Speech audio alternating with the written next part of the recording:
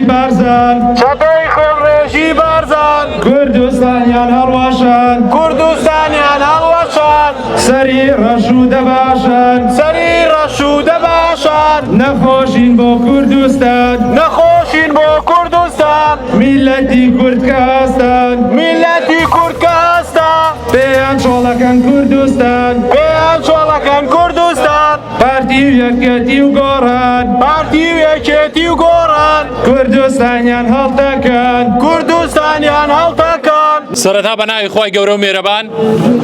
بە خێراتنی هەموو لایەکتانەکەم زۆر سپاس بۆ ئامادەبوونتان ئەمڕۆ کە لە شاری بێرمینگام کۆبووینێتەوە بۆ یادکردنەوەی شەیدی قەڵام سۆرانی مامە حەمە کە لە ساڵی 2008 شەید کرا بە دەستی چەتەکانی هەردوو بنەماڵە لە دەرەنجامی دەرخستنی ڕاستیەکان دەرخستنی گەندەڵەکان داکۆکیکردن لە مافی هاوڵاتیان لە هەمان کاتیشدا داواکردنی ئازادیەکی بەرقەرار و بەرەو پێشووری کوردستان بەڵامەوەی جێگەی داخە ڕۆژ لە دوای ڕۆژ ئازادی تاک ئازادی ڕادەربڕین زیاتر بەرتەسک دەبێتەوە وەکو دەبینین لە ناوچەی باڵەکایەتی لە چەند ناوچەیەکی تر چالاکوانان ڕۆژنامەنووسان هاوڵاتیانی مەدەنی لەسەر داواکردنی مافەڕەواکانی خۆیان سزا دەدرێن دەکوژرێن ئەشکەنجە دەدرێن ئەوەی جێگەی داخە لە چەند ڕۆژی ڕابردوودا چالاکوانی دیار کاک شوان سابیر لە هەمان کاتیش لە ناوچەی باڵەکایەتی کاک حەسەن کە هاوڵاتیەکی ئەو ناوچەیە بوو لە داواکردنی مافی ڕەوای خۆیدا و داواکردنی بەسیترین مافەکانی خۆیدا شەهید کرا بە دەستی چەتەکانی بنەماڵی بارزانی و لە هەمان کاتیشدا لە ناوچەکانی تریش دەبینین لێرە و لەوێ بنەماڵی تاڵەبانی بە هەمان شێوە هەمان ڕێچکەی بنەماڵی بارزانی دەگرنە بەر بۆیە ئێمە لێرەوە وەکو ڕێکخراوی داکۆک لە هەمان کاتیشا ئەنجومەنی بێرمینگام ئیدانەی سەرجەم ئەو ڕێکارانە دەکەین ئەو پێشێلکاریانە دەکەین کە دژی مافەکانی مرۆڤ و دژی بەرتەسکردنەوەی ئازادی ڕادەربڕین بەرپا دەکرێت لەلایەن حکومەتی هەرێمی ماوە بەسەر چوو حکومەتی هەربێنەی گەندەڵ کە سەرکردەکانی هەردوو حیزبی دەسەڵات هەردوو حیزبی فەرمانڕەوا پێکهێنەری ئەو حکومەتە شکست خواردووەن کە تاوەکو ئێستا پێکیش نەهێنراوە لە دوای مانگی دەی ساڵی 2024ەوە بۆیە ئێمە لێرەوە پشتگیری خۆمان دووپات دەکەینەوە بۆ سەرجەم هاوڵاتیانی هەرێمی کوردستان بۆ چالاکوانان بۆ هەموو هاوڵاتیان کە داوای مافی ڕەوای خۆیان دەکەن و لێرەوە ئیدانەی دەکەین داواکاریشن حکومەتی بەریتانیا لایەنە پەیوەندیدارەکان بێنە سەرخەت و ئیدانەی هەموو ئەو کەسانە بکەن کە ئەو کارانیان ئەنجام داوە و ڕاپێچی دادگای گەلیان بکەن بە زیندانیان بگەێنن تاوەکو چیتر ئازادی تاک ئازادی مافی ڕەوا بۆ هەموو هاوڵاتیان بێتەکایەوە زۆر سپاستانەکەم بۆ ئامادەبوونتان ئێستاش وتاری ڕێکخراوی داکۆک دەخوێنرێتەوە. ئای خوای گەورە میهرەبان سەرەتا بە خێراتنی هەموو لایەکتانەکەین ئەرکتان کێشا و ئامادەبوونتان وەفایە بۆ ڕۆژنامەنووسی جوانەمەرگ و ئەو ئامانجێ لە پێناویدا شەید کرا بەڕێزان لای هەمووان ئاشکرایە ئەمڕۆ ساڵیاری شەیدکردنی ڕۆژنامەنووسی جوانەمەرگ سۆرانی مامە حەمەیە ئەو دەنگە زوڵاڵە خۆنەویستە لە ڕۆژی 21 حوتی ساڵی 2008 لە بەردەم ماڵەکەی خۆیدا لە شاری کەرکووک شەید کرا گەرچی ئەو ڕووداوە کاردانەوەی گەورەی لەسەر ئاستی ناوخۆیی و تەنانەت دەرەوەشی بە دوای خۆیدا هێنا و ڕێکخراوە جیهانیەکانی تایبەت بە مافی ڕۆژنامەنووسان و مافی مرۆڤی هێنایە دەنگ بەڵام تا ئێستاشی لەگەڵ بێت نەبکەرانی ئەو کارە تیرۆریستیە دەستادران نە ئامانجە گشتیەکان هاتوونەتە دی کە خۆی لە ریفۆرمێکی ڕاستەقینەدا ئەبینێتەوە ئێمە لێرەوە لە ساڵیادی شەیدکردنی ئەو قەڵەمە بنکۆڵکارەدا نەفرەت لەو ئەقلیەتە ئەکەین کە پلانەکەیان داڕست و بڕیاری شەیدکردنیاندا نەفرەت لەو ئەقلیەتەی تا ئێستا بەکار و بەرکارە بۆ شەیدکردنی ڕۆژنامەنووسان نەفرەت لەو دەستانەی بەچەکەوە دەستڕێژی گولەیان لە سۆران کرد نەفرەت لەو دەسەڵاتەی دەیەوێت ڕۆژنامەنووسان بێدەنگ و دەست بەسەر و شەید بکەن نەفرەت لەو دەستانەی لە هەر کاتێک زیاتر ئامادەتر و کاراترن بە تفەنگی دەستیانەوە بۆ ترساندن و سەرکوتکردنی ڕۆژنامەنووسان و چالاکوانان و نووسەران نەفرەت لەو ئەقلیەتە حیزبیە حکومڕانە بێت کە لە هەناویدا دەیان جەلاد و سەدان جاش و چەندی مستەشاری بەحسی داڵدەدا و ڕێزی لێ ئەگرێت هەمیشە ئامادەیە و لە کەمیندایە بۆ ئازاردانی ڕۆژنامەوانان و دەرپەڕاندنیان لە زێدی خۆیان شەیدکردنی پۆلێک ڕۆژنامەنووس وەک سۆرانی مامەحەمە عەبدولستار تای شەریف لە کەرکووک و سەردەش عوسمان لە هەولێر و کاوە گەرمیانی لە کەلار مانای هاوبەشی عەقڵیەتی حکومڕانەکەیانە و هەمیشە حیزبەکانی دەسەڵاتی کوردی لە خاڵی سەرکوتکاریدا یەکسان و هاوبەشن و شەریکن شەیدکردن بێدەنگکردن شاربەدەرکردن و سینارۆ دروستکردن خاڵی سەقی هاوبەشیانە لە مێژووی ستەم و نادادی دژایەتی میداکارانی دوور لە تەوژمی سیاسی حیزبیان بەڕێزان ئێوە باش ئەزانن شەهیدانی خەڵەم لە دژی ئەو تاوانانە دەیانووسی کە لە هەناوی حیزبەکانی خۆیانەوە لە دایک دەبوون و دەسەڵات لەسەری گۆش کرابوون تا ئەو کاتەشی لە ژیاندا بوون سەربەزانە و ئازایانەیان نووسی بۆ ساتێکی شکۆڵیان نەدا لە وتنی قسەی حەق و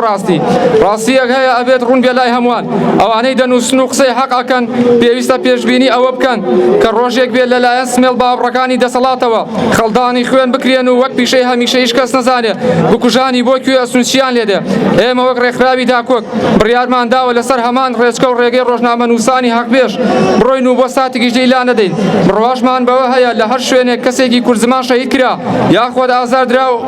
ئەشکەنجە درا و شاربەدەر کرا بەڵام هیچ کەس لەسەر ئەو کار و تاوانانە نەگیرا بێگومان دەستی دەسەڵاتی لە پشتە و مێژووی ڕەشیان شاهیدی ئەم قسانەیە ئەرشاد بن ڕێکخراوی داکۆک ئای خوددا لە هەموو خوشک و برا چالاکوانەکانم وا دیسان هاتمەوە بۆ هەڵدانەوەی پەڕەیەکی ڕەش لە ڕۆژمێری مۆژی بۆ گەنی جوود بنەماڵە لە یادی شەهیدی قەڵەم سۆرانی مامەحەمە کە بە بۆنەی بڵاوکردنەوەی بابەتی ڕەخنەی و ئابروبەرانەی دەسڵاتی کوردی لە ساڵی 2008 لە ماڵەکەی خۆی بەدەستی بەڵتەچیەکان تیرۆر کرا ئەسڵەن چی مێژوویەک مێژووی ئەوان جگە لە خیانەت و خاک فرۆشتن و بەتاڵانبردنی قوتی خەڵک و شەڕی براکوژی و تیرۆرکردنی ڕۆژنامەنووس و کبکردنی دەنگی ئازاد هیچ شتێکی کەی تێدا نییە مێژووی ئەوانە تەنها هەوڵدان بووە بۆ دەسەڵات و بۆ کورسی بۆیە دەڵێم کە دەبینم یا دەبیستم یەکێک تێرە و دەکەس برسی پێم خۆشە بە پێیەکانم هەزار شەق بدەم لە کورسی لە مێژەوە گورگ تاجی شای لەسەرەوە پێی ڕەوایە سۆزانیەک لە ئەو زیاتر ترسی حەیای لە چاودایە زۆر دەمێکە بچووک چۆتە جێگای گەورە و بێدەربەستە دەستەکانت بۆ کلکی تەور و کوشتنی ویژدان و هەستە من تێناگەم ئەوانە بۆچی گۆڕاون شەرم ناکەن با دڵنیابن کە دۆڕاون ئەوانە هەرگیز پێ ناگەن مێژوو ڕەحم بە هیچ کەس ناکە دڵنیابن ئەوانە زۆر بە ناشرینی دەمرن ناوی ماڵباتی شەهیدی قەڵەم و ڕۆژنامەنووسی تیرۆرکرا و سۆرانی مامەحەمەوە بە خێراتنتان دەکەین بۆ بەڕزراگرتنی هەفتەیەمین ساڵیاتی تیرۆرکردنی شەهید سۆران بەشدارانی بەڕێز و بە ئەمەک بەشداری خەڵک لە چین و توێژە جیاجیاکان لە هەموو ساڵێکدا لە ساڵ ڕۆژگەری تیرۆرکردنی شەهیدی قەڵەم جێگای دڵخۆشیشمانە پاڵپشتێکی معنەوی و گەورە دەبەخشێت بە ئێمە و کەیسی شەهید سۆران هەروەها سەلمێنەرە بۆ لەبیر نەکردنی ڕۆژنامەنووسێکی گەنجی بێر و یاخی کە لە پێناو چاکە و سوودی کۆمەلگا و هەمووان گیانی خۆی بەخت کرد نەها ڕەشە و نەدەستکەوتی مادی و ساردیان نەکردەوە ملکەچی دەسەڵاتی گەندەڵ و بێحورمەت نەبوو هەروەها ئەمە دەبووتان بەشێکە لە بەگشتدا چوونەوە و ئەو نادادی و زوڵم و ستەمەی بەرامبەر میلەت دەکرێت بەڕێزان لای هەموو خەڵکانی ناڕازی و ئازادی خواز و دادپەروەر و دڵسۆزی خاک و میلەت ئاشکرا و ڕوونا کە ڕۆژنامەنووسی لاو سۆرانی مامەحەمە لەسەر حەق بێژی و چەسپانی دادپەروەری و بیر و ڕای ئازادی تیرۆر کرا ئەو بە قەڵەمەکەی لەسەر ڕووبەری ڕۆژنامە و گۆڤار و ماڵبەڕەکان ڕەخنەی توندی لە دەسەڵاتدارانی شاری کەرکووک و سەرۆکایەتیەکانی کوردستان و حیزب و لایەنە بەرپرسیارەکان دەکرد بێ جیاوازی نەتەوەیی و بەتایبەتی کاربەدەستان و فەرمانڕەوای کورد لەناو کوردیشدا پارتی و دیموکراتی کوردستان بە هۆکاری سەرەکی دەزانی تیغی رەخنەی هەمیشەیی ڕووی لە هەردوو بنەماڵی ڕووی لە هەردوو حکومەتی هەرێم و بەختا بوو دەیویست بێن بەهانای خەڵکەوە و دەستبەرداری گەندەڵی و تاڵانی و کاری نائاکاری بن پامی شەهید سۆران ئەوە بوو کە خەڵک مافی خۆیەتی لەو داهاتەی کە هەبووە بەخۆشی بژی لە پێناو مافی خەڵک و شەهید سۆران 17 ساڵ پێش ئێستا کە داوای چاکسازی لە حکومەتی کوردی دەکرد دەیوت لە داهاتی هەرێمی کوردستان شەفاف بن داوای سەربەخۆیی دام و دەستگا حکومەکانی دەکرد داوای سەربەخۆیی دادگا و دەسەڵگرتنی ڕوونی کەس و حیزب لەسەریان دەکرد تا دادپەروەری بەرقەرار بێت ئەمانە و چەندین پەیامی دیکە مەسیجی ڕوونی شەهید سۆران بوو کە دواتر پەیامەکانی بە خوێن نووسرانەوە بوو بە ڕێچکە بۆ زۆرێک لە ڕەخنەگران تا چاوەڕوانکراو بن و سڵ لە مردن نەکەنەوە ئەو کاتەی شەهید سۆران ئەم ڕەخنانەی دەکرد دۆخەکە لەبارتر بوو گونجاوتر بوو بۆ چاکسازی بە پێچەوانەی دەسەڵاتی ستەمکار تا دەهات زیاتر بەگشت ڕەخنە و بنیادەرەکاندا دەچووەوە تا گەشت بە ترسان و تۆقان و هەڕەشە و گرتن لە ئاکامی شدایی یەکێک لە هەرە دڵسۆزترین ڕۆڵەکانی ئەم گەلە بوو بە قوربانی مەرامی قێزەونیان. خەمی سۆران لەوەدا بوو ئەو ئەم دۆخەی ئێستا ئێمە تێین بەم ئاستە نەگات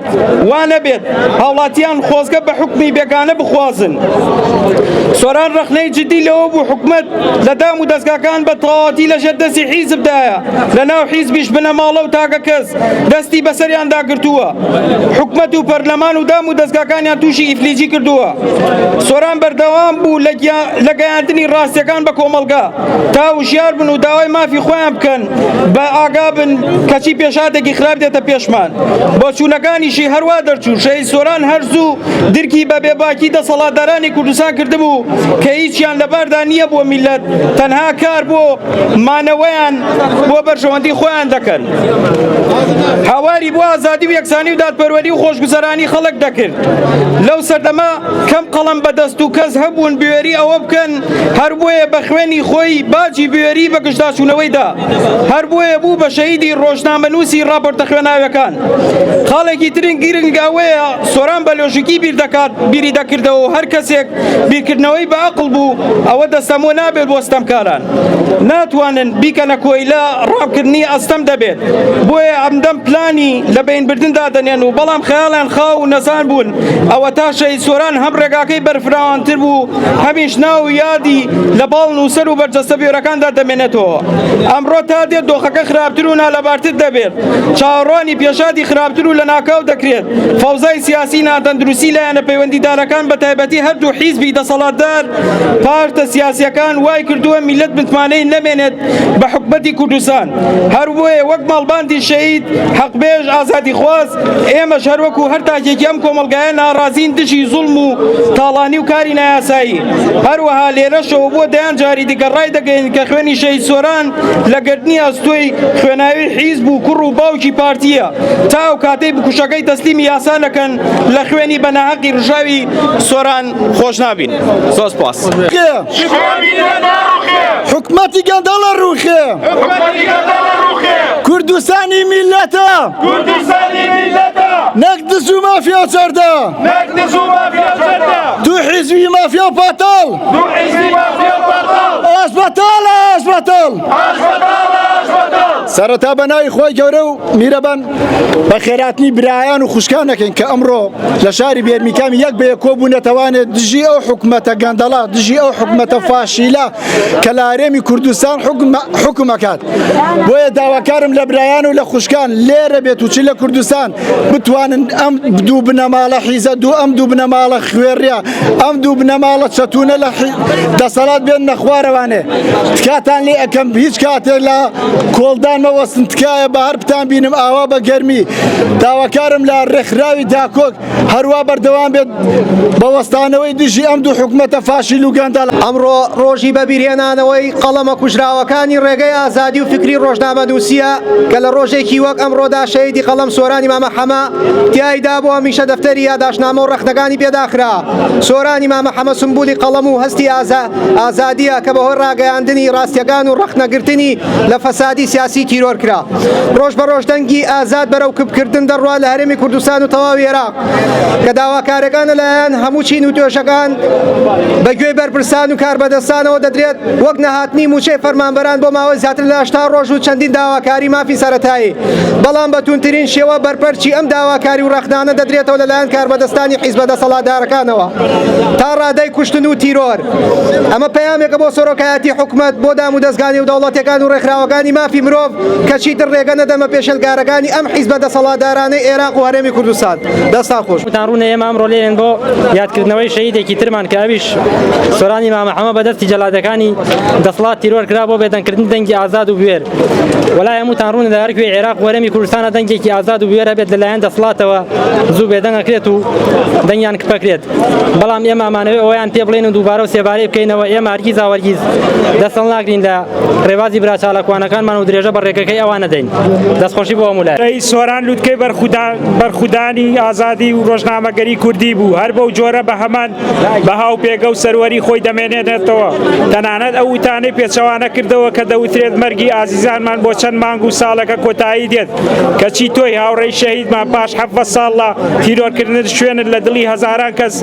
دڵسۆزی ئەم وڵاتەدا هەیە شکۆمەندی لە لووتکەی خۆشەویستیدا دەمێنێتەوە هاوڕێیانی ئازیز دەمەوێت ئەوە ڕوون بکەمەوە کە کەیسی ئەم هاوڕێ شەهیدەمان هەر وەک خۆی ماوەتەوە لەسەر ڕەفەی زەردی نادات پەروەری کوردی ماوەتەوە دەسەڵاتی لەرزۆکی پڕکون و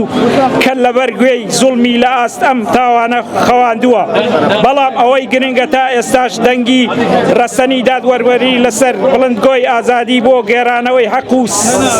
سەدنەوەی مافی شەهید سۆران و هاوڕێکانی هاوار بۆ ئاسمان و دنیا دادپەروەری دەکەن بە ئاواتی ئەوەوە کە زوڵم کۆتایی پێبێت و بوژانی شەهید سۆران وەک هەمیشە بەڕسوایی لە مێژوودا بمێننەوە سپاس پەیامەر ئاراستەی هەردوو بنەماڵەی یەکێتی و بارزانی دەکەم و ئاراستەی کۆیلەکانی بارزانی و یەکێتی دەکەم تێردەر نیم خۆ پێشان دەرم شیعاری ئازادی دەڵێم منی بێماف و منی پاک و دڵساف ئەی چەرداری بێنان و ئاو هەی تۆی لێی ژێردەستی ناپیاو لەبەر دەستەقە دەکەی لێم بیرت نەچێ من ئازادیم من ئەو خۆرەم ئەم ڕۆژ نەبێت ڕۆژە هێڵدێم من شۆڕش شری زدی برسیم دژی جەلادی سەر کورسیم ئاگرم بۆ دەلە سووتێم لاوی بەشخوراوی خاتم لە لولەی تفەن بێباتم ڕۆژێر سەری سەرۆرتان دەخەمە ژێر پێم کەڕ وڵاڵێکی بێموچەم محتاجی تۆڵان و کوچەم چیتە درۆ ناچێتە دوێم دوێ بدرن لێم من ئێوە نیم لە جەنگ هەڵبێم دەربم کوژن دەربم بڕن لە ژێر خاتەوە بۆتان دێم لە هەر کوێ بم هاوار دەکەم ڕووی لە تۆی ستەمکار دەکەم بێ دوو دڵی پێت دەڵێم ئەی سەرکردەی جاشی دوژمن وەکو قۆنەرات کەمە پێم جی بە خێراتنی هەموو لایەکەکەم سۆرانی مامە حەما یەکەمین قوربانی ئازادی و یەکەمین شەهیدی قەڵەم و ڕابەڕی شۆڕشی ڕۆژنامەگەری دژی سیستەم و کۆیلایەتی سۆران ئەو گەنجە بوو کە خۆی کردە چرا بۆ ڕووناکردنەوەی هزری تاژی کورد بەرامبەر ئەو هەموو ستەم و نادادیەی بەرامبەر خەڵکی کوردستان دەکرێت سۆران بووە دەواازەیەک بۆ ئاشناکردنی نەوەی داهاتوو بە دەسەڵاتی کوردی و وای کرد کە چیتر گەنج ڕازی نەبن بەرامبەر ئەو ستەمەی 34 ساڵە ڕوبەڕویان دەبێتەوە هەر بۆیە دوای تیرۆرکردنی سۆران هاوڕێیانی لەسەر جەم شارەکانی دیکە هاتنە دەنگ و شەهیدکردنی سەردەش عوسمان و کاوەگەرمیانی و ویدادی بە دوای خۆی داهێنا و ئێستاشی پێوە بێت چەندین گەنج لەو ڕێگایەدا خەبات دەکەن و ئامادەن گیانیان لە پێناوی دابەخت بکەن و لەبەر ئەوەشە کە دەسەڵاتی یەکێتی و پارتی تا ئێستاش لە کتێب و ناو و گۆڕی شەهیدانی قەڵەم دەترسێت و هیچ دەرفەت و هەلێک لەدەست نادەن بۆ سڕینەوەی ناوی نەمری شەهیدان بۆ سڕینەوەی ناوی نەمری شەهیدانی قەڵەم و کبکردنی دەنگی ئازاد بەڵام مانەوەی ڕۆحی سۆران و هاوڕێیانی مژدەی ئەوەمان پێدەدەن کە هەتا دەسەڵاتی مافیا و نادەتبەروەری پارتی و یەکێتی لەناو نەچێت ئەوە گەنجان و ڕۆژنامە نووسانی دوای ئەوان هەمیشە لە سەنگەردان بۆ لە ناوبردنی حکمی عشایری و خێڵەکی لە کوردستاندا ئێستاش پاش تێپەڕبوونی 17 ساڵ بەسەر یەکەمین شەهیدی قەڵەم بەڵام تا ئێستاش گەلی کورد ڕزگاری نەبوو لەژێر زوڵم و ستەمدایە و یەک لە دوای یەک ڕۆڵەکانی ئەم خاکە لەسەر داوەڕەوەکانی خۆیان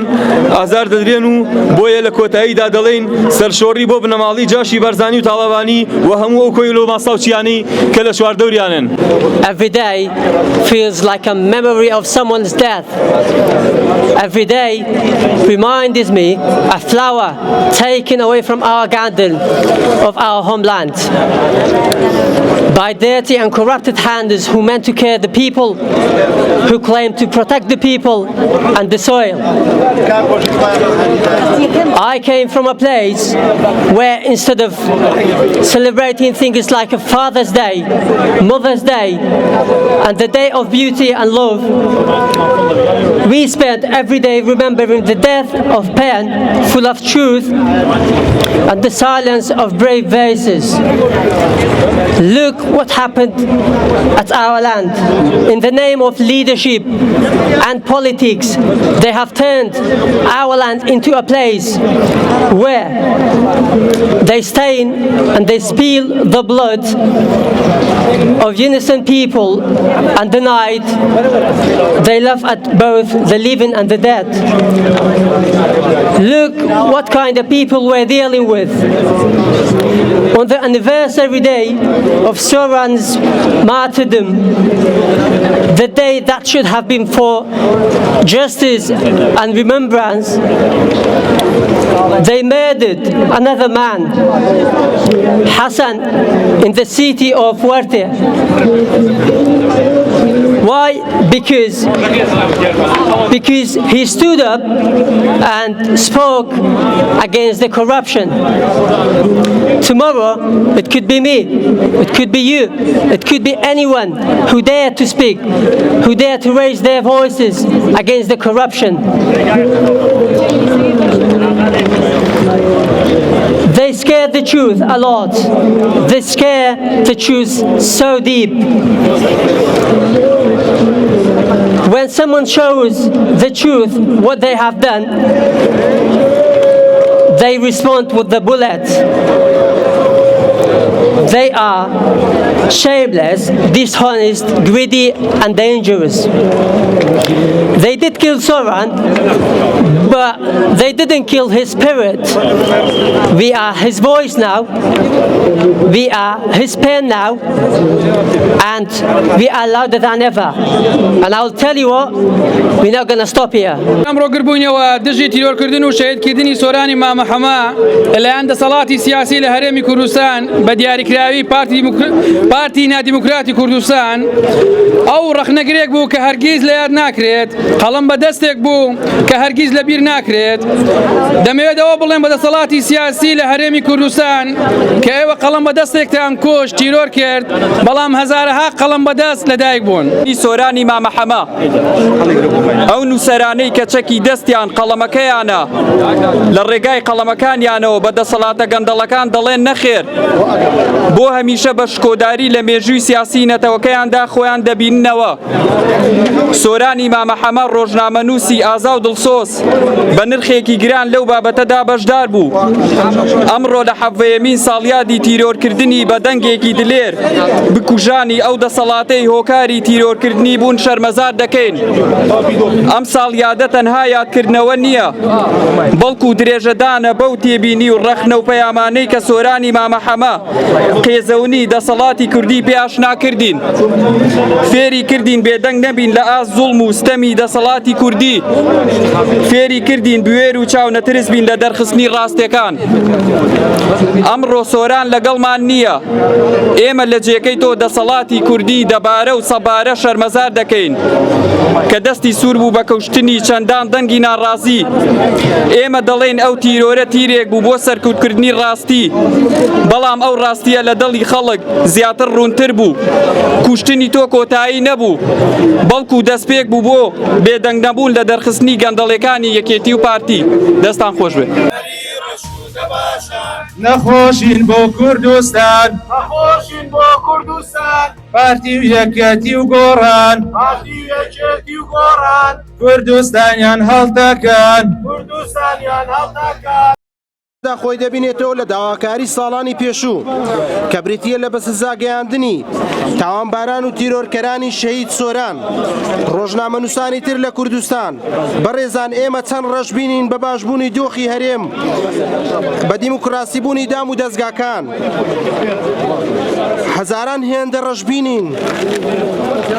هەزاران هێندە گەشت بینین کە ڕۆژێک چەتەکانی تیرۆر لە دادگای گەلدا دادگایی دەکرێن و ئێمەی کە زووکاری شەهیدانی قەڵەم هەناسەی ئاسوودەیی هەڵدەمژین. بەڵام ئەو دەمە ئەوان جگە لە مرۆڤێکی ڕسوا و بێزراو لە کۆمەڵگەدا هیزی تر نین، شەهیدانی قەڵەم و ئازادی ڕادەربین، سەربەرزانەتر لە زاران دەستنە ناو لاپەڕەکانی مێژوو. کاکە